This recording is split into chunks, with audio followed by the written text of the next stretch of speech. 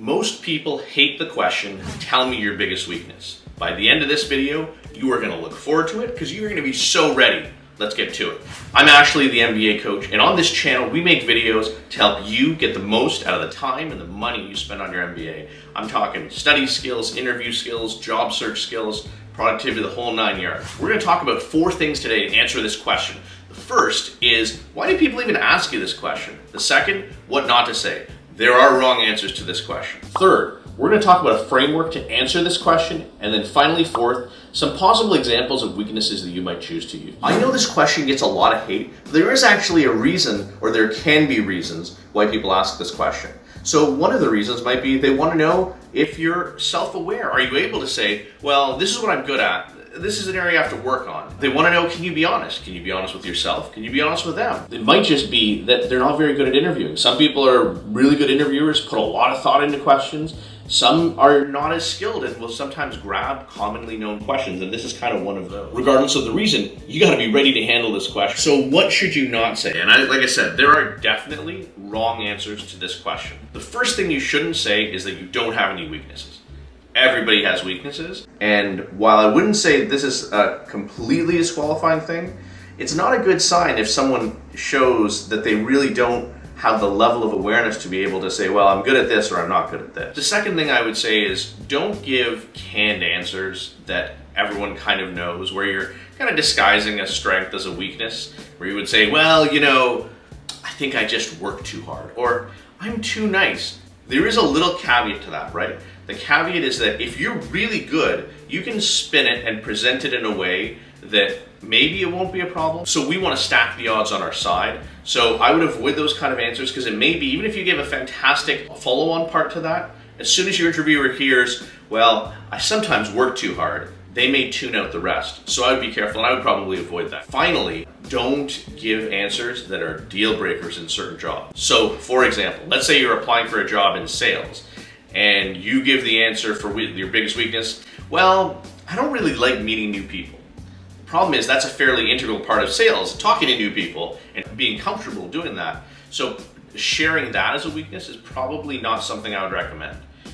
Beyond that, if you were to say you're applying for investment banking or consulting type jobs, saying that you're lazy or you don't really like hard work, it's going to be a bit of a challenge. There may be places where you have to be especially careful about this. So for example, let's say someone's not really great at math and you say, well, I don't love math, but I'm going into marketing, so it should be fine. It's a safe answer. It may not be, because more and more marketing is incorporating data analytics and things like that. So make sure you understand the field that you're going into. That's going to be super important when you're answering these questions. Okay, so we've talked about how not to do it. Let's talk about a framework for how to do it really well. So I would describe it as my HIFI framework. Everyone has their framework. Mine is the HIFI framework. 4 letters, H. Historical. It's not a current weakness. It's something that you used to be less good at. 2, I. You identify the weakness. You are self-aware. You are cognizant of what you're good at and what you're not, and you identify your weakness. 3rd is you fixed it. So you don't just identify weaknesses and go, wow, that's too bad. You actually actively take steps to fix it. And then finally, what is the improvement that came as a result of it? What got better because you identified and fixed this historical weakness? Okay, so now that we've talked about the framework, let's apply that framework. Let's say, how would we use this in an answer? So one possible example you could give is public speaking. Lots of people are afraid of public speaking. It makes a lot of people very uncomfortable. So you could say, well, historically, I used to get very uncomfortable speaking in front of groups.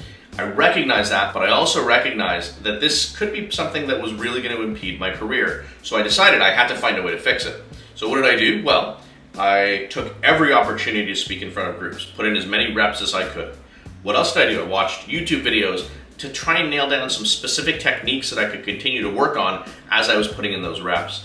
And then I even joined a Toastmasters group for a little while till I got to a point where I was really quite comfortable with it. And now what I've seen is I've become so much more comfortable speaking in front of groups. And in fact, my boss, who knew this was something I was working on, when I last presented to our team, actually complimented me and said I did a really good job, and you could see a huge difference between where I was before and where I am now. So notice there I applied the historical, identified the problem, fixed the problem, and defined what the improvement was. So that public speaking was an example of something that kind of you would think of as a common problem. Another one of those common problems might be something like, Well, maybe you could say I wasn't so comfortable using Excel or whatever your relevant software program is, so you took whatever steps were appropriate, you bought books, you took courses, whatever it is, to improve your Excel capabilities. Another example might be something that's associated with where you are in your stage of your career and some level of maybe maturity and professional development. You might say, well, I was historically not very comfortable saying no when someone asked me something. I'm trying to help, which is probably good, but the problem becomes when I end up taking on too many things that either I do a poor job with them, or it's incredibly taxing and demanding in a way that's probably beyond what I should be doing. So what I've learned over time is to strike that balance and ask, especially if it's my boss, is say, well, where does this fit into the priority list of these are the things I'm working on? What would be a higher priority? And that's a way you could respond to that question. The final one, I guess I would say, are things that are not at your stage of career, maybe you could say. So you could say, well, generally speaking, I feel very confident with the work I produce, but historically it's made me feel very uncomfortable to delegate any of that, to pass that off. So what I've practiced over time is thinking harder about what I can actually hand off, and as my responsibilities have grown, I've become much, much better at that. Like all of the answers to the interview questions that we talk about on this channel or that you're gonna come across, the way to solve this, the way to get good at it is practice. Doesn't mean to memorize them, but what it does mean is record yourself, get on camera, watch yourself doing this, and go through the demonstration of, oh my God, I can't believe I'm saying that, or I can't believe I'm doing that, all the way through to, okay, I feel pretty good about this. You want to get to the point where it rolls off your tongue. So what have we talked about today? We've talked about the reasons people ask you this question. We've talked about what not to say. We've talked about a framework for how to approach answering these questions, and we've gone through a few examples. If you like this video, you're gonna really like this other video that's coming shortly about how to answer the tell me about yourself question without either going too far or saying too little. What are the right ways to approach it? Anyway, I hope you found this useful. Look forward to seeing you again soon. Thanks so much.